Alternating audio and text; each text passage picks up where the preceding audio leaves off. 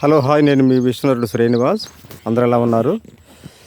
ఈరోజు నేను చేనుకు పోయి వస్తూ ఉంటే రోడ్డు ప్రక్కనే నీళ్ళు చెట్లు చూశారు కదా, 1.5 మీటర్ ఎత్తు పెరిగింది ఇది.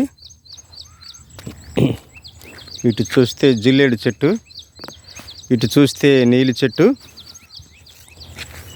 ఈ జిల్లేడు చెట్టులో మంచి ఔషధ గుణాలు ఉన్నాయి. మనకి కంటిలో కనుక ఈ క్యాట్రాక్ట్, ఈ మసక సమస్యలో, శుక్లాలు అవి అంటారు కదా,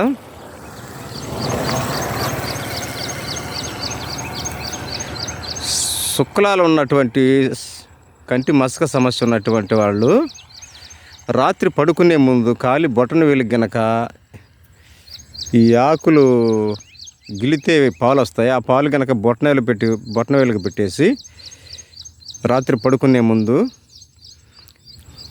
రాసుకుని, ఈ విధంగా కనుక ఒక 40 రోజులు, ఒక నెల 40 రోజులు కనుక వాడితే కొద్దిగా వచ్చేదానికి అవకాశం ఉందని అనుభవంలో చెప్తున్నారు. అయితే 1.5 మీటర్ పెరిగినటువంటి నీలి చెట్టు కాయలు మనం చూద్దాం. ఇంతకుముందు మనం వీడియో చేసాం. కాయలు నీలి చెట్లు ప్రత్యేకత మనం చెప్పుకున్నాం కదా. కాయల పైకి కాస్తాయి. ఈ కాయలు, ఇది పచ్చి కాయలు కూడా చూస్తున్నారు కదా, ఈ కాయలు పైకి కాస్తాయి అన్నమాట.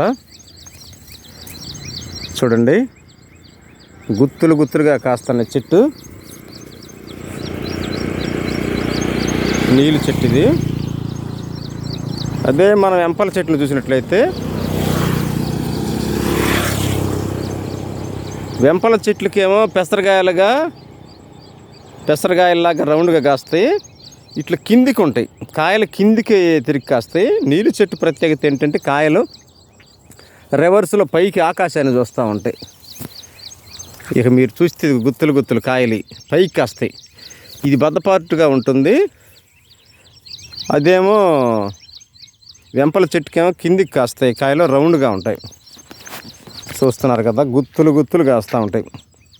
ఇదే నీలి చెట్టు ఎంత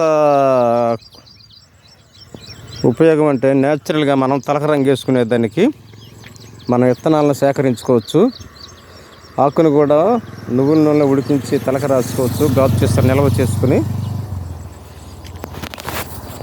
మరి ఇన్ని ఉపయోగాలు ఉన్నటువంటి ఈ 1.5 మీటర్ ఎత్తున్నటువంటి చెట్టును చూపించడానికి చేశాను. లోగడ ఒక వీడియో చేశాను, అయినా మరలా చేస్తున్నాను. నాకైతే చాలా సంతోషంగా ఉంది. మనం తెలియని చెట్ల గురించి తెలుసుకుని మన భావితరాల పిల్లలకి మనం తెలుపుకోవాలని నేను మనసారా కోరుకుంటూ, ఇట్లు మీ విష్ణువరుడు శ్రీనివాస్. ఉంటా మరి. ధన్యవాదాలు.